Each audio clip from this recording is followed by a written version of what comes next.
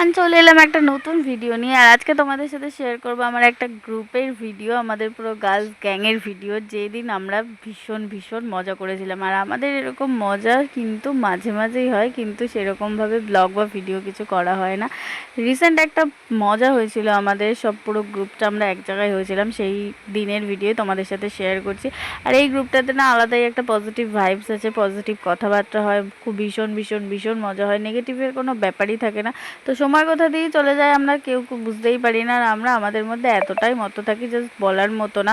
আর আমরা 4-5জন এক জায়গায় হলে তো কোনো কথাই হবে না। আমরা সারা রাত ধরে কিভাবে কাটিয়ে দিয়েছি জাস্ট ভাবতে পারবে না। ভোর 4টে বেজে গেছিলো আমাদের ঘুমাতে ঘুমাতে।